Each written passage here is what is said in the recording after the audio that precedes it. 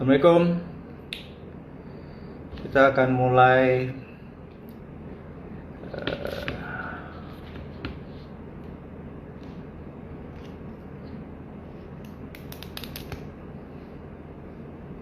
tes suara dulu. Apakah teman-teman suaranya bagus? Tolong kasih jempolnya. Apakah saya terlalu dekat atau kurang dekat? Mohon suara bagaimana? Kasih jempol. Kalau nggak saya agak depanin lagi. Gimana suara saya? Tolong kasih jempol kalau suara saya bagus. Kalau nggak saya akan maju agak depan lagi, tapi saya lebih nyaman di posisi saat ini. Mudah-mudahan teman-teman semua bisa mendengar. Kita akan mulai 1 menit lagi. Jadi saya mau siap-siap dulu. Pertama adalah suara, yang kedua adalah cahaya atau gambar. Mudah-mudahan gambarnya cukup jelas. Tolong juga teman-teman sambil menyapa. Saya tidak hilangkan tulisan di layar dan kasih tahu saya posisinya di mana Anda semua. Di Indonesia bagian timur mungkin udah buka puasa ya.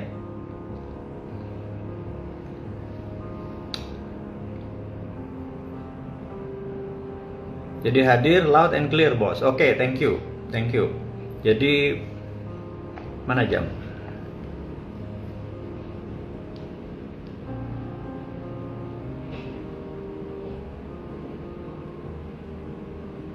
Oke, kita akan mulai 30 detik lagi. Saya lagi siap-siap mencatat. Terima kasih buat yang ngabuburit bareng Bosman. Acara biasa, santai. Kita berusaha menjadi tetap waras, tetap relax, dan penuh informasi, penuh solusi lah setidak-tidaknya ya, bukan sekedar hanya informasi. Wah, ada kerang alam di sini. Jadi teman-teman, kita akan mulai. Baik. Assalamualaikum warahmatullahi wabarakatuh, dimanapun sahabat berada. Hari ini kita hari kedua puasa dan kita akan ngabuburit bersama Bosman. Yang jelas, saya baru menyadari bahwa kemarin itu waktu minggu lalu ternyata video kita ini terputus. Jadi saya pikir di awal video ini, diskusi kali ini saya akan meneruskan sedikit tentang pelajaran geopolitik dan geostrategi. Jadi sahabat semua, kita tahu setelah 20 tahun reformasi berjalan, pelajaran tentang Pancasila, pelajaran tentang bernegara hilang dari pelajaran teman-teman. Berarti kalau sahabat semua umurnya sekitar 25 ya, 25 itu jigo ya. Jadi kalau kalian saat ini sahabat semua usianya 20-an, saya yakin pelajaran Pancasila berbeda dengan saya yang sudah kepala 5. Dan kalian-kalian yang uji kelamin itu usia jigo kelakuan minus gitu ya. Saya rasa banyak kali ya yang saat ini yang kelakuannya minus, usianya jigo gitu ya. Anda disebut kelakuan minus mungkin karena pemahaman bernegaranya yang kurang. Jadi saya buka hari ini tentang cara cerdas bernegara. Karena saya merasa tergelitik, sudah hampir lebih dari 20 tahun tidak ada bapak bangsa, tidak ada yang mengingatkan kemana jalannya arah negara, tidak banyak paham tentang geopolitik dunia, geostrategi dunia, dan geoekonomi. Pertanyaannya adalah, apa sih itu geopolitik? Apa sih itu geoekonomi gitu ya? Jadi saya sederhanakan, geoekonomi adalah kekuatan geografi sebuah bangsa atau negara untuk kepentingan ekonomi. Sekali lagi, geoekonomi adalah kekuatan geografi sebuah negara yang dimanfaatkan untuk kekuatan ekonomi. Itulah namanya geoekonomi. Kalau geopolitik adalah kekuatan politik berdasarkan geografi sebuah negara yang dimanfaatkan untuk kepentingan negaranya. Jadi kita kasih ilustrasi sederhana. Indonesia punya 5 laut di dalam negara. Dan Hampir tidak ada negara yang memiliki laut di dalam negara. Biasanya punyanya selat. Jadi kita ada laut Arafuru, kita ada laut Banda, kita ada laut Jawa gitu ya. Itu adalah laut. Jadi bagaimana memanfaatkan kekuatan geografi tadi untuk kekuatan ekonomi. Kemudian kita tahu di dunia ini ada 6 selat utama.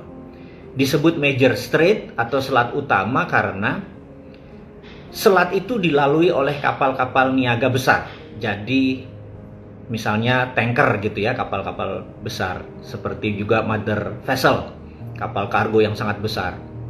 Nah, dua selat itu seperti terusan Suez dan Panama. Dua-dua itu memang luar biasa padatnya dengan kapal-kapal besar. Dan dari 6 selat dunia itu 4 ada di Indonesia gitu. Nomor 1 adalah Selat Malaka, nomor 2 adalah Selat Sunda, nomor 3 adalah Selat Makassar, dan yang terakhir adalah Selat Lombok.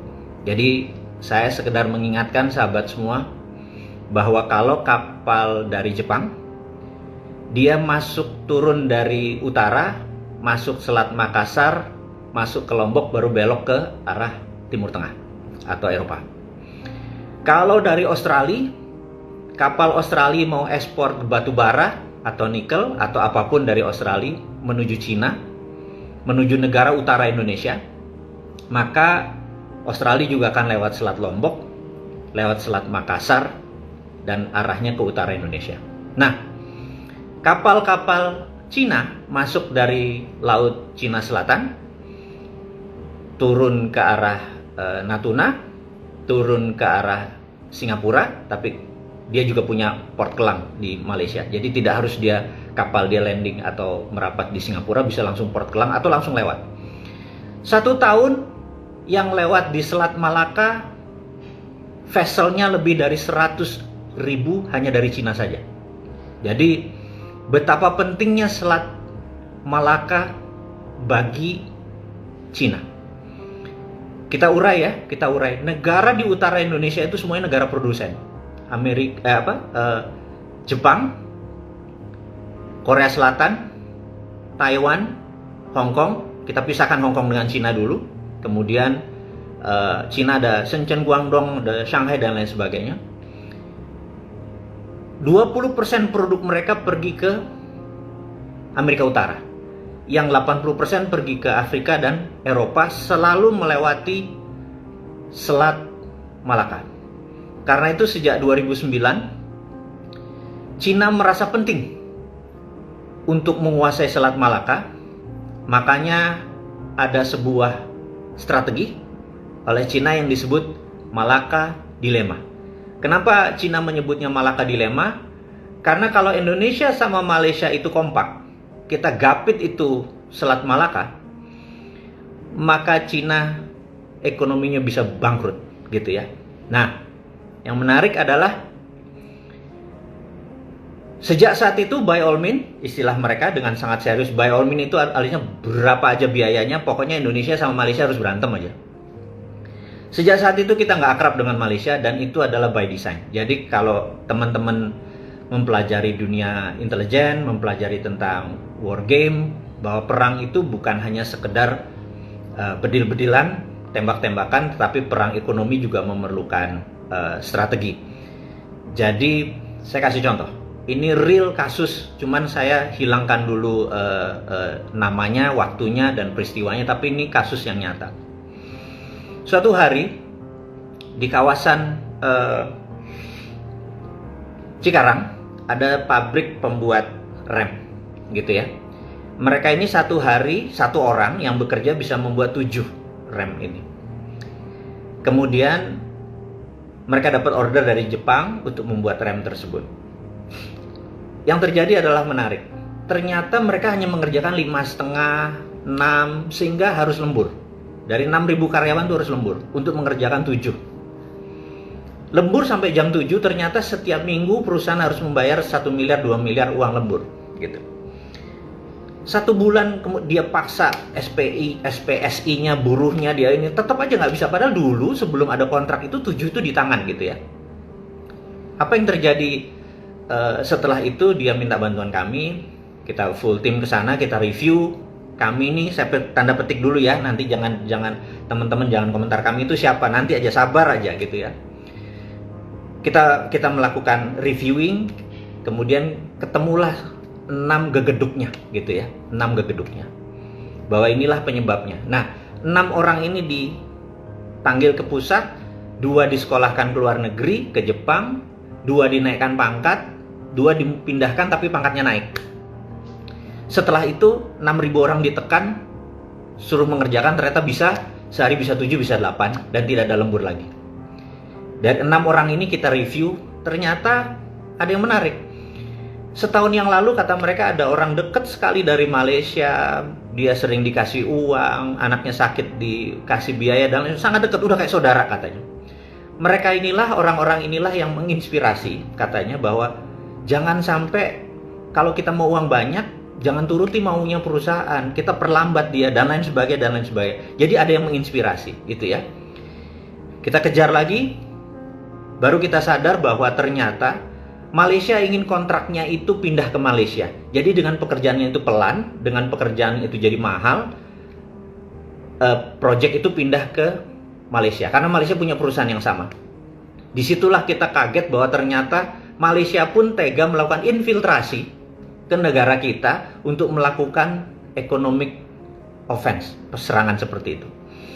Hal seperti ini terjadi banyak dan kami udah tahu lama hal-hal seperti ini. Sekali lagi, bernegara itu tidak sesederhana mengelola sebuah kecamatan atau mengelola hal-hal yang bersifat normatif bahwa wacana-wacana. Enggak, rumit sekali bernegara itu gitu ya. Nah, Anda sahabat semua, mudah-mudahan dengan cerita tadi Anda mulai ngeh bahwa bisnis itu ada bisnis intelijen loh, ada marketing loh, yang bukan sekedar kita bilang, waduh ini harga murah beli, harga tinggi jual gitu ya. Enggak sesederhana itu. Oke. Inilah yang saya ingin sahabat semua, sahabatnya Bosman ini, bernegara itu sangat cerdas gitu. Saya mau tambah lagi biar puas sekaligus bersemangat bahwa negara bukan sekedar ngurusi corona selesai ngurusin ekonomi, enggak seperti itu gitu ya. Saya mau tambah lagi.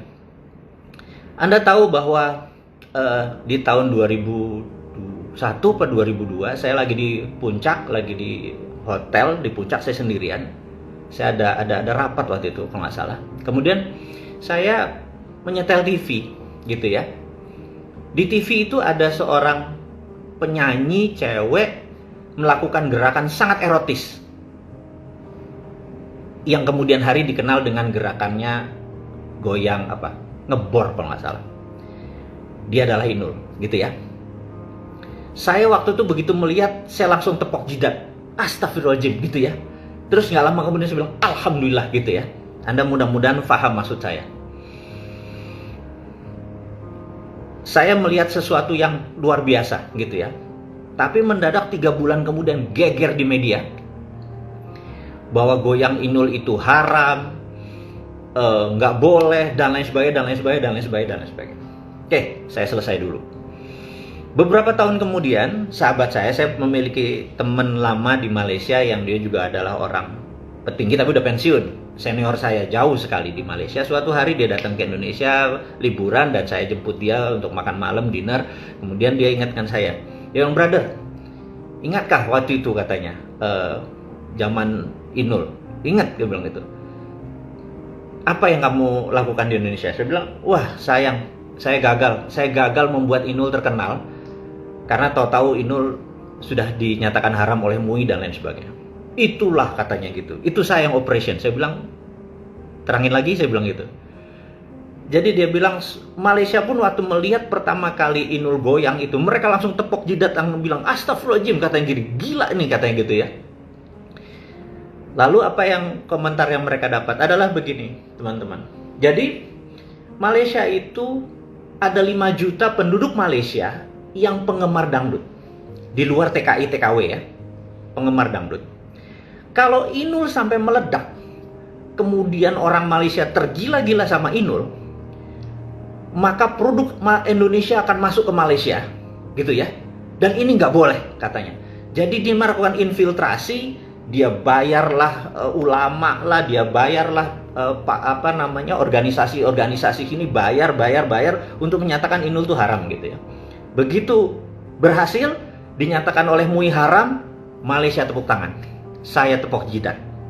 Saya bilang, lu nggak ngerti ya bernegara ya, saya bilang gitu. Kalau lu nggak terima goyang Inul nggak usah di Indonesia tapi diekspor aja seperti K-pop gitu ya. Itulah sahabat semua, saya pengen Anda itu tidak sederhana ngelihat, oh ini haram, ini halal. Itu pasti ada yang bermaksud. Sekarang goyang ngecor lah, goyang apalah lebih banyak, lebih jorok.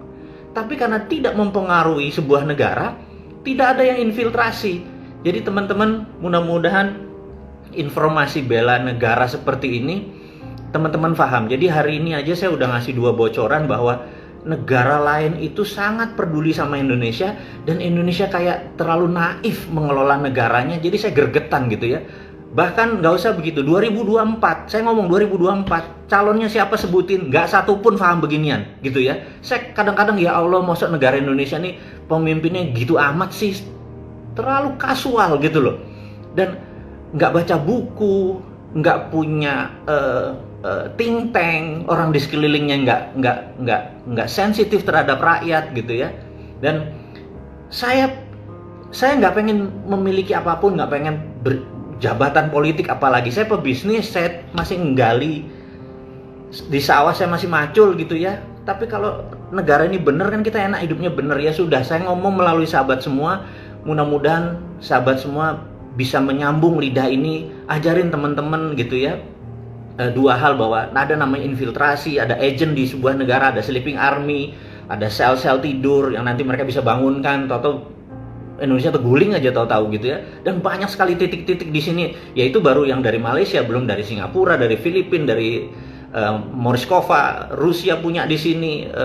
Rusia tuh kalau ada hubungannya sama Bintang Kejora sama GAM, pasti ada agen Rusianya. Aduh, saya kalau udah kayak gitu tuh bener-bener kayak, kok transparan banget sih negara Indonesia ini gitu ya. Jadi saya gugah teman-teman untuk peduli, bahwa ya udah saya kasih pelajaran. Jangan-jangan memang selama 20 tahun di sekolah tidak diajari, bapak bangsa tidak mengerti banyak. Teman-teman dulu yang senior-senior ya, yang usianya udah 70 tahun, yang pernah ikut Cold War, yang pernah ikut perang Vietnam, pernah ikut perang Timur Timur, udah senior-senior, dia nggak bisa ngajarin lagi karena ada generation gaps gitu ya. Ya udah, kita pelan-pelan aja. Ada 278 video, saya pelan-pelan. Saya dibilang teori konspirasi kek, mau dibilang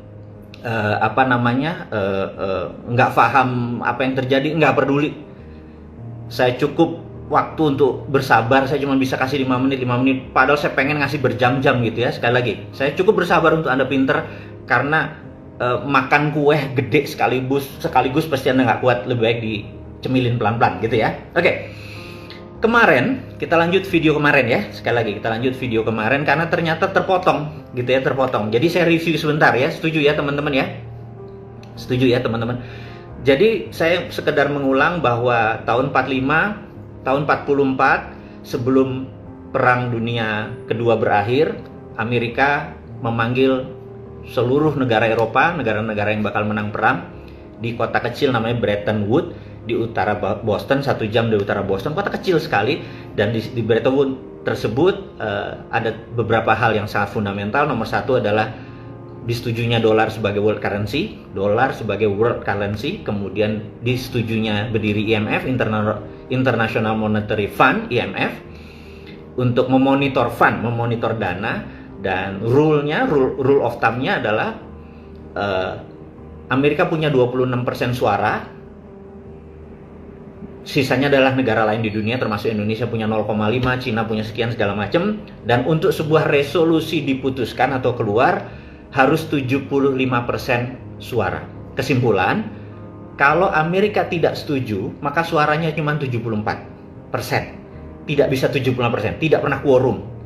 Jadi jangan pernah bilang bahwa IMF lembaga independen. IMF adalah lembaganya Amerika. IMF adalah toolnya Amerika, gitu ya. Untuk bukti kenapa kantor IMF nggak di New York, kenapa kantor IMF nggak di London, kantor IMF ada di Washington. Itu artinya memang wilayah Washington. Kemudian berdiri World Bank untuk mengontrol currency dan mengontrol IMF tadi, menjadi 3 kesatuan. Nah, teman-teman, setelah disetujui, maka Amerika melakukan namanya Operation Paperclips. Di Operation Paperclips, Amerika mengambil 1.100 ilmuwan Jerman. Ditarik, begitu 1.100 ilmuwan Jerman udah dibawa ke Amerika, maka Rusia nyerbu Jerman, Jerman rata tanah, selesai. Jadi, sejak saat itu, seluruh teknologi, seluruh orang pinter kesannya pergi ke Amerika semua. Dan Amerika dari dulu adalah land of freedom. Jadi saya cerita Amerika dulu, jangan bilang saya anteknya Amerika. Sabar ya, ini ada pro cebonger ini kadang-kadang bilang, wah ini anteknya Amerika nih. Saya ini NKRI garis lurus, saya nggak suka Amerika, saya nggak suka Cina, paham ya? Ini sekedar di hari saya NKRI garis lurus. Tapi saya harus memberi pelajaran supaya Anda paham. Nanti saya cerita bangsatnya Cina, sekarang saya cerita dulu bangsatnya Amerika gitu ya.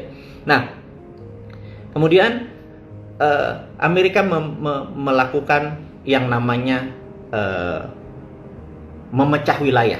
Ini kan adalah how the world work, bagaimana cara dunia bekerja gitu ya. Kemudian Afrika Selatan, Afrika atau selatannya Eropa ini adalah untuk memfeed Eropa. Amerika Selatan adalah untuk mengasih makan Amerika Utara gitu ya. Kemudian Timur Tengah dijadikan wilayah energi, dan karena di sana kalau satu nanti berdominan dibelah 18 negara gitu ya, supaya mereka berantem di dalam. Kemudian India, Asia Tenggara dan Cina adalah marketnya. Jadi teman-teman sekedar mengingat bahwa pasar ini dari dulu memang Cina, India dan Indonesia adalah pasarnya. Jadi mereka barangnya dari Afrika dan Amerika Latin dikirim ke Amerika Utara, dijualnya ke sini. Udah mulai paham ya gambarannya. Kemudian tahun 80-an di mana Rusia mulai membentuk namanya Uni Soviet, Amerika itu memang harus enemy centric approach. Amerika itu harus punya musuh gitu ya. Jadi peranglah dia dengan Rusia, karena dia dengan berperang ekonominya tumbuh, karena 20% income Amerika datang dari industrial complex, military industrial complex. Harus diingat ya, bahwa kalau kita APBN kita kan semuanya dari pajak. Kalau Amerika 25%-nya datang dari military industrial complex. Karena itu harus ada perang, kurang ajar kan? Ya, dan ingat 70% atau 80% perang di dunia saat ini semua di negara penghasil fosil oil. Catat tuh ya. Jadi semua terjadinya perang selalu di negara-negara penghasil fosil oil atau penghasil minyak. Jadi asalnya diperangin aja terus. Nah, di tahun 89 Amerika lagi fokus di Afghanistan, lagi Taliban, lagi fokus di mengusir Soviet. Mengusir Soviet, dia menarik pasukan-pasukan Muslim untuk diajari 40 negara, namanya Mujahidin, untuk menyerbu Rusia di Afgan gitu ya. Nah, ada yang lupa, tahun 89 yang sama Cina juga lagi tinggi-tingginya nasionalismenya dia. Nasionalisme tipe versi PKC, Partai Komunis Cina. Dan tahun 89 ada peristiwa yang besar yang namanya Tiananmen. Tiananmen ini moment of greatness. Ada pertanyaan besar, karena sebelumnya zamannya Ronald Reagan jadi presiden, Cina itu menandatangani sebuah perjanjian yang sangat berat, yaitu 40 tahun kemudian Cina harus jadi negara demokrasi. Setidak-tidaknya pemilihan kepala daerah bisa menggunakan voting, gitu ya, menggunakan voting atau election. Nah, mereka masa itu masa consolidate. Mereka mau demokrasi ala Amerika, ala Barat, atau tetap 11 jenderal berhadapan dengan Deng Xiaoping waktu itu, pemimpin partai tertinggi, bilang, saya nggak mau, kalau Anda pilih demokrasi, kami bersebelas potong leher, gitu ya. Deng Xiaoping dilema dan akhirnya memutuskan setuju sama 11 orang itu. Bahkan Perdana Menteri yang saat itu pun ditaruh di penjara rumah. Saya lompatin ceritanya karena ini ada di New Tiananmen Papers. Jadi teman-teman kalau saya ngomong saya selalu ada referensinya. Nama bukunya namanya New Tiananmen Papers. Anda buka aja di Google, New Tiananmen Papers. Di New Tiananmen Papers ini di bawahnya tulisannya begini. A secret meeting that changed China. Sekali lagi saya mau cerita. The secret meeting that changed China. Jadi ada meeting rahasia yang merubah sejarah Cina. Nah, akhirnya mereka memutuskan, mereka fuck off, buang IMF, buang World Bank, buang Amerika. Mereka menjadi negara berbasis sistemnya mereka sendiri. Nah, siapa guru besarnya mereka? Teman-teman boleh cek. Michael Hudson. Michael Hudson, benar, Michael Hudson, Hudson. Michael Hudson, pendiri Hudson Institute, adalah seniornya Alan Greenspan. Anda ingat, Alan Greenspan adalah maestronya Bank Sentral Amerika, Federal Reserve. Tapi Michael Hudson adalah seniornya. Di Chase Manhattan dulu dia adalah seniornya dari Alan Greenspan.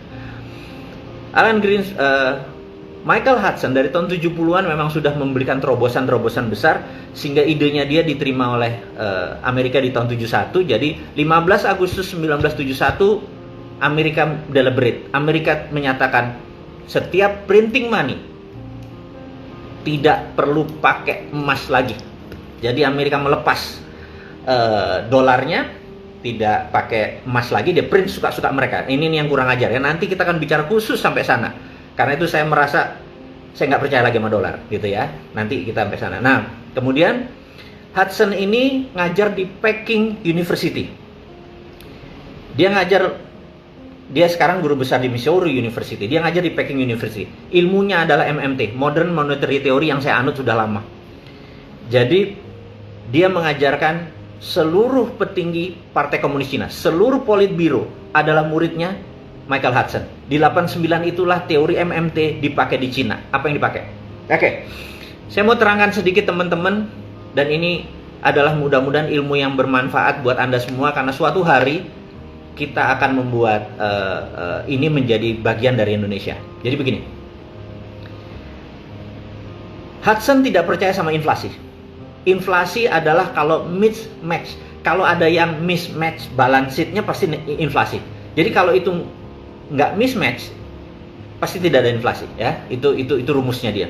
Jadi kalau ada inflasinya 7%, sudah pasti mismatch. Pasti produksinya tidak sesuai dengan uang beredar, gitu ya. Jadi sesimpel itu. Nah, untuk itu apa yang dilakukan oleh pemikiran sederhananya. Jadi di Cina itu punya dua mata uang, ada renminbi, ada yuan. Ini kita bicara tahun 89, bukan sekarang, karena sekarang udah hampir satu lagi. Jadi yuan beredar di luar Cina, renminbi beredar hanya di dalam Cina, gitu ya. Nah, renminbi ini dicetak bukan berdasarkan aturan IMF, ada emas, ada pinjaman, ada loan, ada model kayak mega bintang menteri sekarang ini. Apa-apa harus pakai pinjaman, apa-apa harus pakai dolar, gitu ya. Mindsetnya begitu. Beda sama yang Cina lakukan. Pokoknya ada underlayingnya. Underlayingnya bisa apapun. Bisa sumber daya alam, bisa bisnis, atau project, atau emas, atau dolar. Terserah. Nah, sebagai contoh. Misalnya saya Presiden Sontoloyo untuk Republik Sontoloyo, gitu ya. Kita ambil kecil, ambil 2000 hektar tanahnya Sultan Ground. Ini yang ngawur aja gitu ya. Nah, kemudian Menteri Perumahan Rakyat bilang, Pak Presiden lapor, saya pengen atau kita nih harus membuat 1 juta rumah murah. Kita perlu 100 triliun. Oke. Maka saya sebagai presiden bilang, oke, Ibu Menteri Keuangan tolong print 100 triliun, kasih ke Pak Menteri Perumahan Rakyat. Dan saya bilang, Pak Menteri, kamu nanti pokoknya tidak boleh ada barang impor. Besinya, semennya, kayunya, semua harus lokal. Dan dihitung benar-benar harga satu rumah berapa, tidak boleh ada bunga. Nanti begitu orang bayar, uang tersebut kasih ke Menteri Keuangan, uangnya masuk itu harus dibakar. 100 triliun tadi dikirim ke Menteri Perumahan Rakyat, langsung pabrik-pabrik di Tegal, pabrik-pabrik di mana, di seluruh Indonesia, pabrik semen, pabrik kayu, batu, bata, kusen, semua nyala gitu ya, dibangun. Kemudian rakyat membayar, entah nyicil entah tunai, begitu uang masuk dibakar.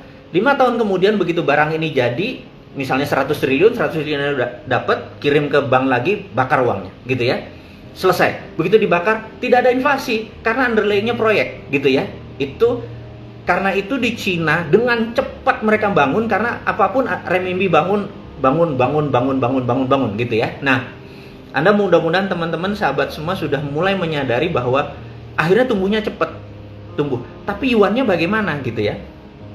Mereka kan tetap perlu nilai yuannya tinggi, gitu ya. Nah, caranya gampang. Kalau Indonesia nih, kita Indonesia udah menerapkan rupiah biru sama rupiah merah. Rupiah merah di luar negeri, rupiah biru di dalam negeri gitu. Jadi yuan sama renminbi. Nah, kita langsung bilang, oke, kita operasi intelijen. Kita kirim intelijen kita ke Papua Nugini, ke Filipina, ke Malaysia, ke mana aja kita kirim. Usahakan orang ini mendekati pemimpin-pemimpin yang di negara-negara, calon pemimpin atau pemimpin. Tidak perlu presidennya, tidak perlu perdana menterinya, tapi orang dekatnya gitu ya. Nah, misalnya dari Papua Nugini lapor Pak, kita sudah dapat orang yang sangat ambisius. Dia bisa jadi presiden, dia bisa jadi perdana menteri Papua Nugini. Oke, jadiin dia deh. Gitu ya, berapapun biayanya jadiin. Terus suruh dia nanti buat proyek. Pokoknya duitnya ada, pokoknya dia tinggal kerja aja gitu ya. Ini contoh buat ilustrasi. Nah, teman-teman, kemudian begitu orang itu menang jabatannya perdana menteri, orang di sekelilingnya bilang, oke, buat yang lama balik modalnya. Jadi kayak jalan tol, jembatan, pelabuhan, pokoknya yang balik modalnya lama aja. Kalau perlu dia nggak bisa bayar, gitu ya. Nah, begitu dihitung, katakanlah jumlahnya 10 billion dolar. Anggap dalam rupiahnya adalah 100 triliun rupiah. Lalu apa yang kita lakukan ini di Indonesia? 100 triliun kita print lagi, kita bayar lagi ke Krakatau Steel. Jadi proyeknya ini ya, untuk besinya, semen Indonesia, besi segala macam, bawa ke Papua Nugini utuh. Ingat ya, bawa ke Papua Nugini utuh. Bahkan di sana pun orang Papua Nugini nggak boleh kerja. Harus ingat ya, nggak boleh kerja. Jadi semuanya harus orang kita, orang Indonesia datang ke sana. TKI-nya semua orang Indonesia. Pokoknya di sana nanti perdana menteri cuma datang gunting pita, rakyatnya suruh keprok-keprok gitu ya. Itu aja tugasnya. Nah, nanti begitu barang balik, mereka nyicil dalam bentuk dolar ke Indonesia. Nah, begitu dolar masuk, renminbi kita bakarin sehingga nilai rupiah merahnya menguat. Anda mulai paham ilustrasi ini ya? Mulai paham. Tadi saya cerita tentang kurang ajarnya Amerika, sekarang saya cerita kurang ajarnya Cina. Jadi kalau sebuah negara tidak berdaulat, silau dengan asing sama asing, maka kelihatannya keren, gitu ya. Dan bagi saya hal ini naif, gitu ya. Perdana Menteri Papua Nugini loh ya yang naif ya. Kalau di sini pinter, nggak mungkin orang kita mah dikerjain kayak gitu, nggak mungkin gitu. Ini Papua Nugini, jadi bukan kita. Ini kita mau mengeksekusi Papua Nugini. Jadi teman-teman sekarang udah ada 3 pelajaran nih, bahwa ada infiltrasi dari negara lain, kurang ajarnya Amerika, kemudian bagaimana kurang ajarnya Cina. Anda mulai kebayang kan bahwa setiap negara itu ada namanya hajat hidup. Dia punya survival of the nation. Dia pengen Amerika itu hidup 1000 tahun, Cina juga pengen hidup 1000 tahun. Indonesia juga pengen hidup 1000 tahun gitu. Cuman karena silau ngelihat ke sana jadi kagum dengan mereka, jadi kita miring ke kiri, miring ke kanan. Dulu zamannya pemerintahan sebelum yang sekarang itu miring ke Amerika. Makanya disebut pemerintah yang kemarin tuh America born, America boy gitu ya. Oh, kita darlingnya Amerika. Terus begitu sekarang ya kita pegat atau kita putus sama Amerika, kita mulai genit-genit sama Cina gitu. Tapi Cina pinter, kita nggak dipacarin, kita cuman di deket-deketin aja, nggak dipacarin ya, digrepe-grepe doang gitu ya.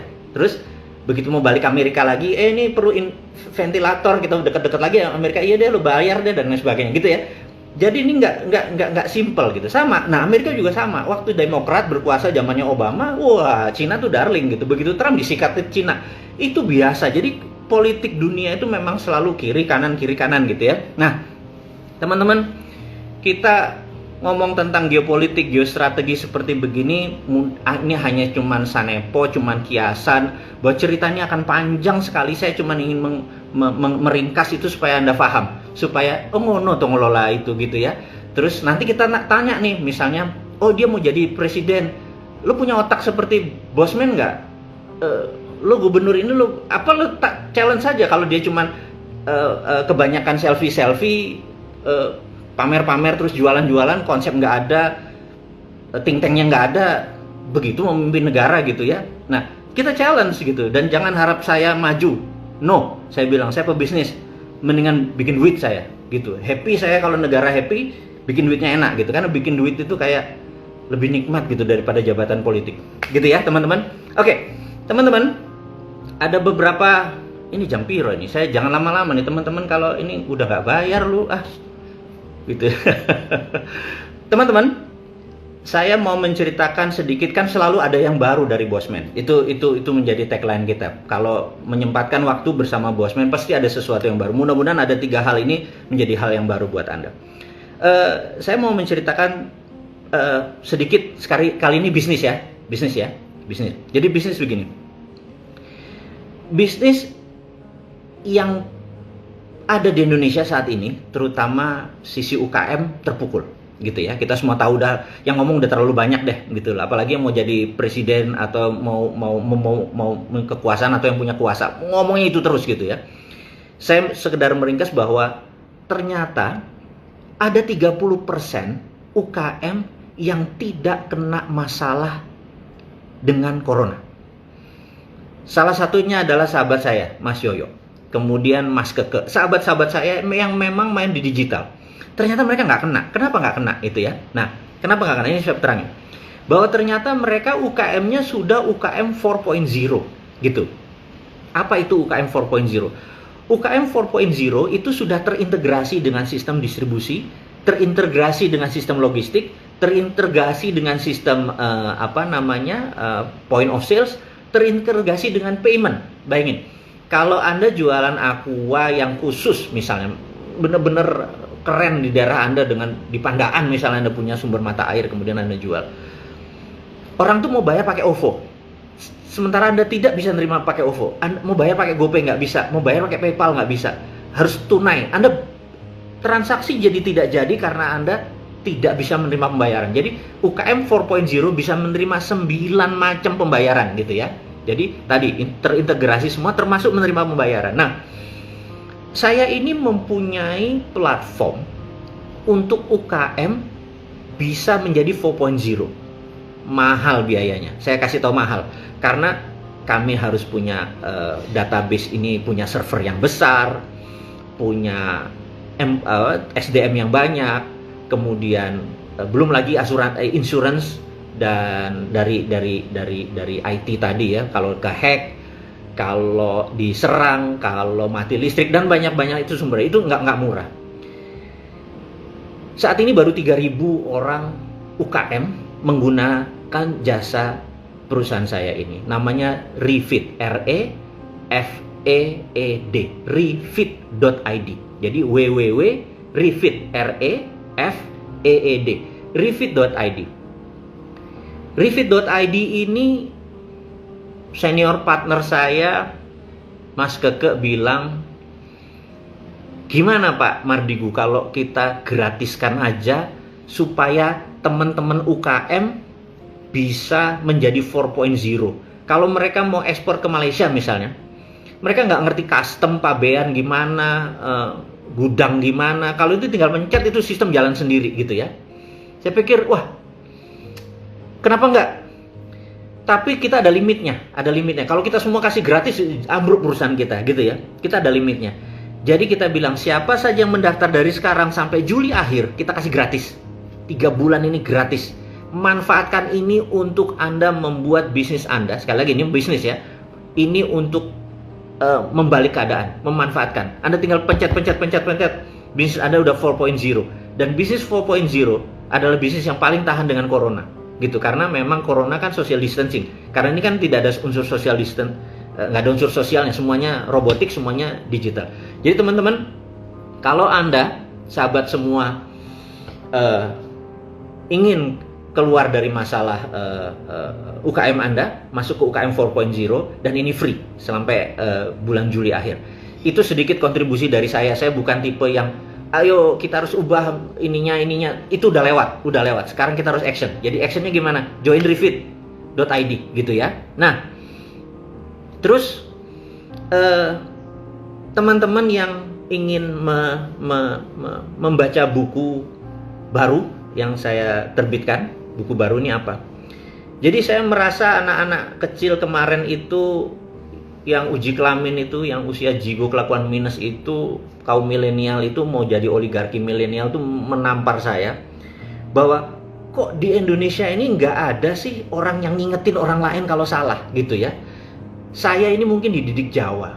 Jadi ayah saya itu almarhum bilang gini, kamu kalau salah tak kamplengi. Tapi kalau bener jangan harap pujian, karena wayai ngono, memang harus begitu gitu ya. Jadi bener jangan harap pujian. Jadi nah, anak-anak ini kalau salah ya harus ada yang ngamplengi gitu ya. Lu salah, lu tidak pakai tender, lu ngambil 5,6 triliun, lu salah, kamplengi gitu loh. Dan jangan dibela, oh dia masih kecil, dia masih nggak ngerti, pakai logo istana. Saya bilang, kenapa dibela lagi sih? Saya bilang kayak lu salah, bilang salah gitu loh. Nah, ini udah keterlaluan, bangsa ini udah terlalu, menurut saya sih, membiarkan hal-hal seperti itu. Apa yang terjadi nanti? Ini generasi yang tadinya mau kita buang nih, nanti 2024 kalau perlu yang kepala 60 tuh coret aja semua, gitu ya. Mendadak anak-anak ini diajarin lagi, mereka jadi oligarki baru gitu ya. Dan kapan kelarnya gitu? Anda tahu oligarki kan? Oligarki adalah sekelompok orang mengendalikan pemerintahan. Itu namanya oligarki. Oligarki itu ada di setiap negara. Terutama di Rusia. Rusia itu oligarki. Kalau di Amerika bukan oligarki, namanya plutokrasi. Orang kaya mengendalikan pemerintahan, gitu ya. Jadi dia kaya, misalnya ada peraturan dia bayar supaya setuju sama ini. Misalnya mereka adalah penghasil bunga matahari atau minyak dari bunga matahari, sunflower oil. Musuhnya adalah CPO. CPO kita ini musuhnya sunflower oil. Jadi the winners-nya saat ini adalah minyak bunga matahari, the winner-nya. Kemudian ada incumbent, kemudian penantangnya namanya CPO, crude palm oil gitu ya. Itu mereka bisa bayar regulator, bayar undang-undang supaya CPO dilarang. Itu namanya plutokrasi. Orang kaya mengendalikan jalannya pemerintahan. Mudah-mudahan Indonesia negara yang benar, di mana tidak ada oligarki, tidak ada plutokrasi. Keterlaluan kalau negara ini sudah nggak punya misi visi ke depannya, nempel sama asing-asing, di dalamnya ada plutokrasi sama oligarki. Capek deh gue ngomong kalau kayak gini nih. Emosi lagi kalau ngomong politik. Balik ke bisnis, gitu ya. Oke. Jadi saya merasa harus hadir dengan sebuah kontribusi tentang integritas. Integritas adalah do the right thing when no one see you. Melakukan hal yang benar ketika tidak ada orang yang lihat Anda, gitu ya. Saya pikir, oke, kita buat bukunya. Judulnya ya bisnis tidak seanjing itu kawan, gitu. Anjing itu kan gigit, anjing itu njilat gitu ya. Untuk berbisnis itu Anda harus jadi lion gitu ya. Nah, gua ini kan singa tua gini ya. Luka lagi gara-gara BUMN, ngamuk lah gua gitu ya. Jadi saya mengingatkan sebagai singa tua ini yang sudah tak bermahkota lagi, hanya mengingatkan kepada mereka, lu tuh singa, jangan jadi anjing, gitu loh. Jadi buku ini adalah bisnis tidak seanjing itu kawan, adalah bicara tentang integritas. Ada sekitar 50 judul tulisan yang saya tulis, pengalaman-pengalaman saya, bahwa begini loh do the right thing when no one see you, gitu ya. Misalnya do the right thing when no one see you tuh, misalnya kayak siapa? Sandi, sahabat saya, Chief Sandi. Dia Senin Kemis dan dia nggak pamer, gue puasa Senin Kemis gitu. Kalau Bosman ini ya Senin Kemis, hari Senin nyeneni, hari Kemis ngemis. Tolong Pak gitu ya. Itu sama Senin Kemis ya, dia spiritual, gue gembel gitu ya. Nah, itu yang membedakan do the right thing when no one see you. Nah, kemudian saya juga, ini mungkin terakhir ya, saya juga merasa ingin berkontribut karena teman-teman Rumah Yatim Indonesia kemarin kami nggak pernah ngeluh. Rumah Yatim bercerita, kami tegar, tapi gara-gara COVID kami apa-apa harus sendiri. Masker kami harus buat sendiri, saniter kami harus buat sendiri. Tapi begitu in term of money atau sumbangan, mendadak semua orang lagi kuanfu sakum wa ahlikum. Jadi baru dirinya sendiri dan keluarganya. Jadi untuk anak yatim gemeter nih. Saya gemeter, asli. Karena untuk menghidupkan berapa anak ya terpaksa bulanan saya drop gitu ya. Tapi ya berapa lama saya bisa tahan. Jadi saya pikir apa ya kontributnya gitu ya. Saya bilang sama anak-anak, sama kakak asuhnya bilang, gini deh, saya punya video. Judulnya Vision 2030, bagaimana saya melihat tahun 2030 Indonesia bagaimana menjadi domination, untuk Indonesia menjadi mendominasi, dan bagaimana kita mendistract the world, dunia ya, bukan sekedar Indonesia. Jadi Anda sebagai UKM bagaimana, Anda sebagai profesional bagaimana, negara itu bagaimana, semua saya rinci di sana, di Visi 2030, dan seluruh keuntungannya buat Rumah Yatim Indonesia. Gua kalau ngomong yatim, susah. Oke, kita jadi teman-teman kalau Anda ada uang sedikit, kami rumah yatim kalau bisa jangan disumbang, tapi beli aja itu Vishay 2030, karena ini biar kami independen, biar kami nggak punya utang budi, biar kami berat loh nerima sumbangan itu. Anda tahu, saya 24 tahun ngurusin dunia kepantian. Kalau bisa jangan berutang deh gitu ya, gitu. Itu dari saya. Nah teman-teman, di ujung pembicaraan kita hari ini, awalnya kita bicara geopolitik, di ujungnya kita atau saya jualan tentang refit untuk UKM Anda menjadi 4.0, refit, refeed.id, www.refeed.id. Nah, kemudian saya juga mengajak teman-teman untuk belajar tentang integritas, beli buku dari Business Hack. Ini adalah bisnis nggak seanjing itu, karena Anda adalah seorang singa, Anda adalah seorang lion, Anda adalah king gitu ya. Anda nggak harus jadi gembel, nggak harus ngejilat gitu ya, apalagi Anda masih muda-muda. Buku ini adalah buku pengalaman saya, bagaimana saya gagal, bagaimana saya berhasil, bagaimana saya harus melakukan sesuatu yang benar dan saya ditempelin. Biar aja saya yang salah, Anda ambil yang benar-benarnya aja. Terakhir, video Vision 2030. Saya coba, kalau Anda mau beli Vision 2030, Anda bisa baca ini nggak? Ini nomornya adalah 087884335080. Ini khusus untuk Rumah Yatim Indonesia dengan Mbak Zeta. Anda catat. Ini ada video, Anda catat ya. Nanti itu adalah Anda untuk belajar tentang forecasting, melihat apa yang terjadi 2030. Apa yang akan saya predik adalah aduh, saya bocorin nggak ya? Gini deh, minggu depan saya akan bocorin apa yang akan terjadi, dan Anda siap-siap akan terkaget-kaget. Ternyata Indonesia demikian powerful, demikian kuat, dan kita gandengan aja. Dan saya udah nggak sabar sebenarnya untuk membuka ini semua. Bukan teori, bukan hanya visi, tapi benar-benar action plan, dirinci sangat detail. Baik sahabat, mudah-mudahan ngabuburit hari ini dengan Bosman Anda dapat sesuatu yang bermanfaat. Mudah-mudahan Anda bisa melaksanakan ibadah dengan semangat, dan COVID sebentar lagi akan selesai dan kita pasti menang. Dan menang kita karena kita mempunyai strategi menyalip di tikungan yang akan membuat Indonesia menjadi terbaik gitu ya. Dan untuk rahasia yang akan saya ceritakan, kita tunda sampai minggu depan. Terima kasih sahabat semua. Sampai berjumpa lagi. Assalamualaikum warahmatullahi wabarakatuh. Sukses buat Anda semua.